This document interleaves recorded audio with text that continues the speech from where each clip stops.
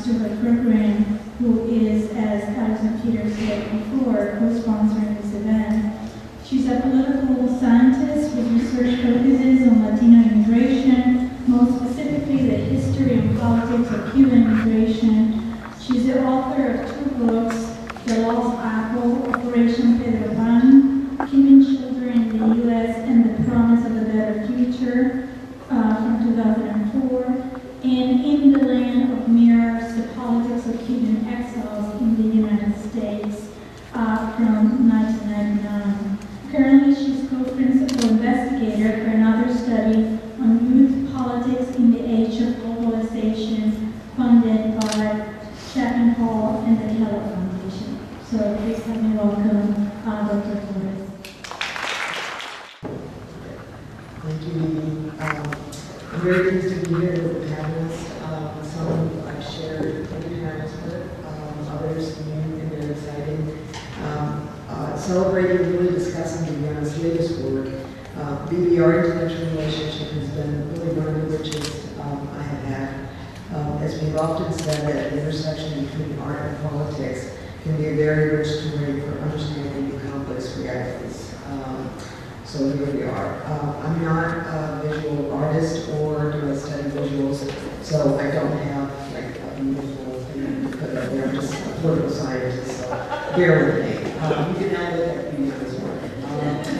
Viviana wanted me to talk about Cuban immigration, and I have to admit that my first reaction was, I really don't want to go over that terrain one more time. So I really struggled on how to talk about it and share with you also why it is that I didn't want to talk about it. So I both being a widow, like Viviana, and I'm also going to be that girl. Okay, so being the good girl first. I think Cuban immigration, at least in, oh yes, I've learned maybe.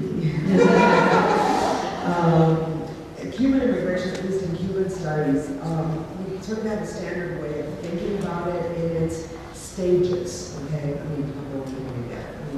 In the stages of learning about what happens in Cuba and what's happening in the United States. And it's actually pretty neat because since there's an aquatic wall, you can sort of see when people are going in and their visit place, right? Because you're kind of coming in and people going on boats.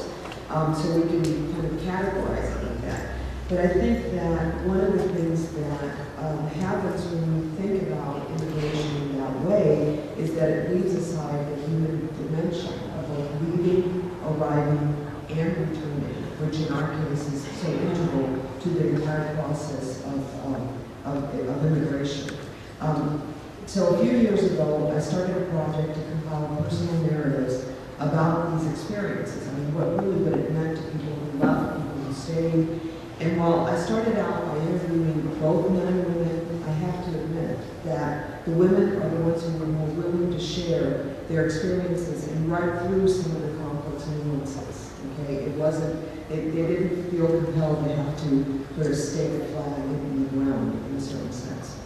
So what I'm going to share with you today are snippets of what they wrote, and which was compiled in a volume which is called By Heart the Memoria, Cuban Women Journeys in and Out of Exile, which gives, I think, personal insights into each one of the formal stages of immigration. And then I'll share with you my unease about covering this terrain yet one more time. I'm going to talk about post-revolutionary Cuban immigration because I think Cubans have been coming to the United States since really the 1700s and have been very much part of community formations in New York, Philadelphia, Tampa, Key West, Miami, and today all over the United States. But I'm going to focus on the post-revolutionary period.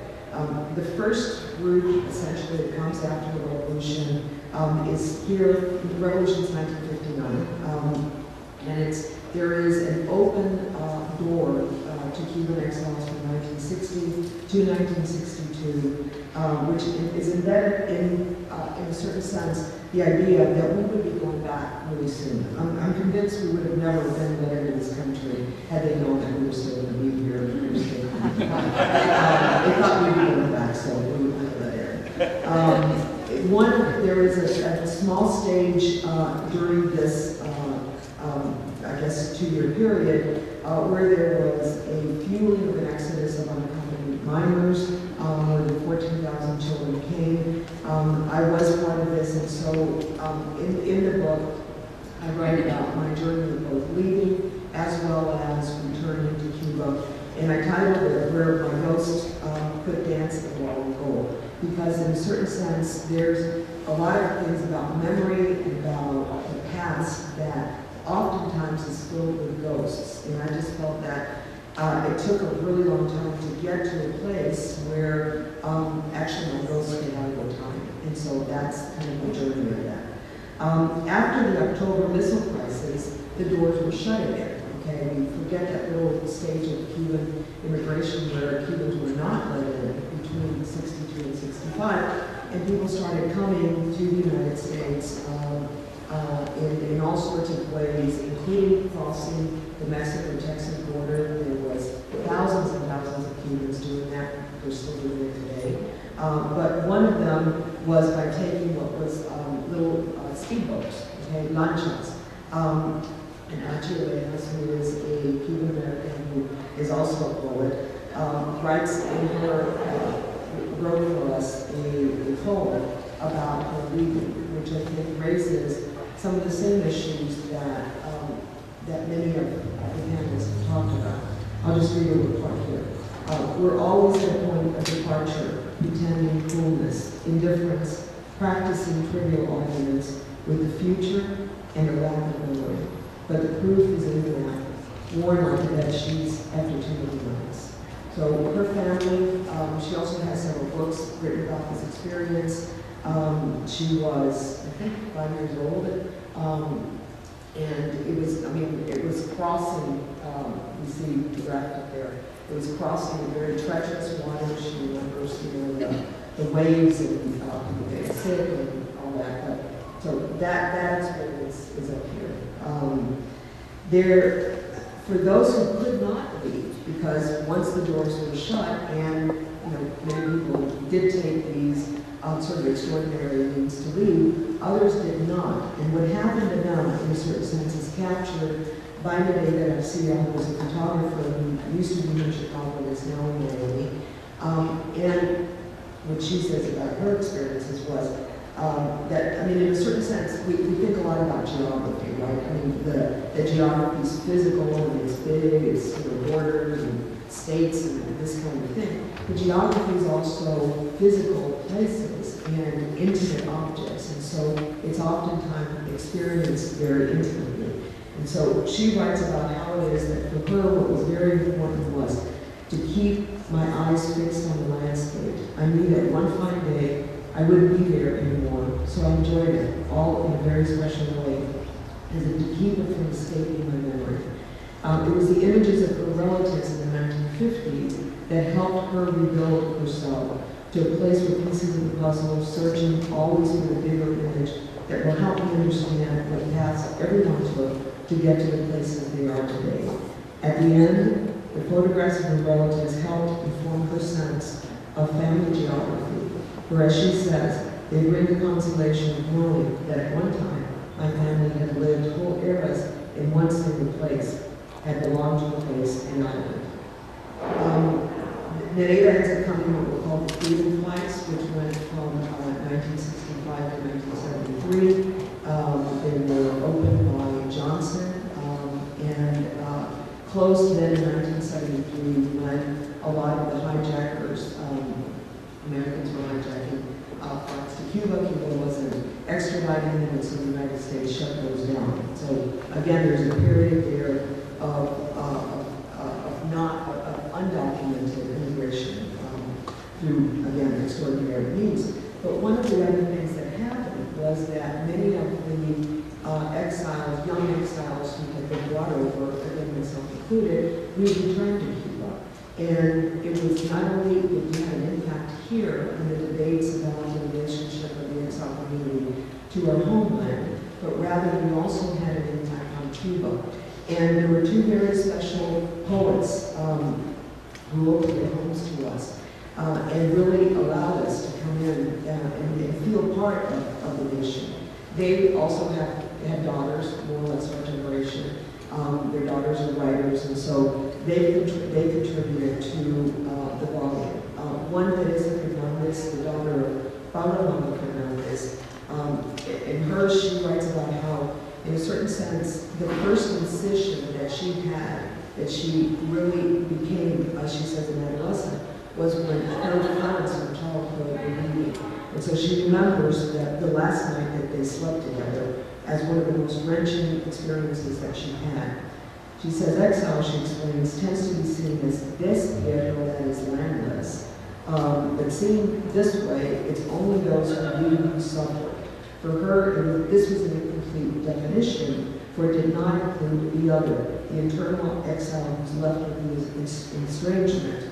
In the departure of her friends edged a painful incision, the return, our returns to the other, marked her passage into adulthood. Teresa was very ambivalent about her returns, because here we were, many of us, 50s, 60s, 70s,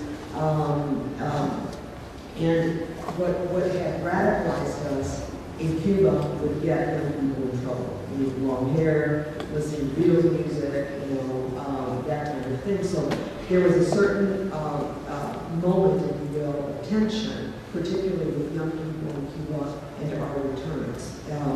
She said at the end she discovered that they had a very different way of looking at things. More than just seeing them, they imprinted them. Josefina Diego, who was the daughter of Eliseo Diego, also had very intimate encounters with those of us who were returning. And what's interesting for her is that in her family, there had been multiple displacements. Her grandmother had been in the United States during the early 1920s and 1930s, where there was a political exile community in New York, and had learned English because she had been a young woman and she had learned English. And so she also taught her son, Eliseo the poet, to learn English because she said she couldn't fathom not having a river of communication that could only be established through the nuances of one's first language. So language becomes a very important bridge in a certain sense for us to remember, if you will. And language is also a way we lose a way of losing identity. Now, in our returns to Cuba also were followed by the returns of many people in the Cuban exile community, and those returns actually ignited, in a certain sense, what were already tensions and conflicts between people in Cuba and the government, particularly around the issues of, the images of the Cuban exile communities that everybody was living in these very violent places, and, you went to high schools, you'd get shot, and people were having a really rough time. And the truth is that that was part of it, but it was also people were, acquiring jobs, starting to acquire homes, with loans in the bank, to buy cars, television sets, etc. Things that people in Cuba could not necessarily do. So what that ended up doing was actually igniting yet another wave of exiles. This time, not the privileged or the middle class or those who had been waiting to leave, but rather many of them, the people who in fact were supposed to have been benefiting from the revolution. And that was the Maria immigration. So Maria, again, is one of those things that we have from the images of Maria, very, very powerful. The Cuban government opens up the Peruvian embassy because a couple of people trying to leave the country had broken into, killed the guard. The Peruvian government did not give the persons back to the Cuban government, so they said anybody who wants to leave. I think they didn't expect what happened, and within like 48 hours, more than 10,000 people had jammed what is really, maybe as big as this entire, center, 10,000 people. And so there, again, who was coming? We were told by the Cuban government that it was the Lupe, Escoria, and homosexuals. And here it was criminals that, if your accountant was filling the boats with people from the jails, which he did do, but obviously that wasn't everybody that was there. So two writers who write about this. One is Mitos, and in what she calls La Salida. She was 16 at the time, and her family, again, what would happen, the minute that you declared that you wanted to leave, the Blood Committee would come and would organize what were called actos de repudio, acts of repudiation, which they come and they throw eggs and tomatoes or whatever they had to the people who were leaving. And so she recounts all that, but asks the question, I mean, a home is a hard place to abandon. Where does one end and a home begin? Our treasured possessions was things, and she ends up leaving with a couple of books, which she loses along the way. But one of the things that happens is that they would bring boats from Miami to come pick up people at the port of Miami. That's what they were called Manilitos. And at the moment that you were standing in the line and you had your name, the person's name Danito, at the moment you were assigned a ship, you were no longer called by name. You now became the name of the ship. Okay, so she talks about how from then on our names became unimportant. The valley chief was her new identity. Carmen Diaz had been a mathematics professor at the university, and there's a very interesting story about that I won't get into, but mathematics had been sort of the vanguard in many ways of more critical thinking at the university. And so Gandhi, at one point writes about how she had, believed in utopia during the revolution and thought, at one point, I would have loved secretly and with such passion to have joined the guerrillas. I would have been a guerrillera.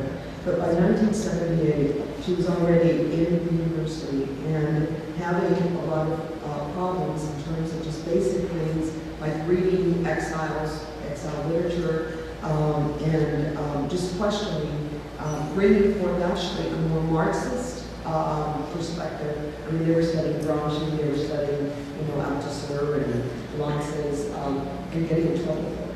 Okay, so at some point she says, I left because the world became too narrow for me.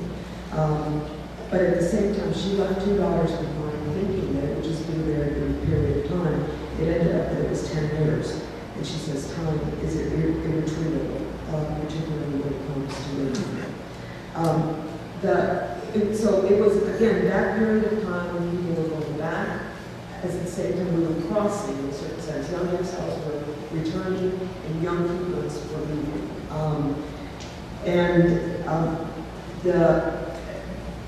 Maria sort of sets out a very regular way to leave Cuba.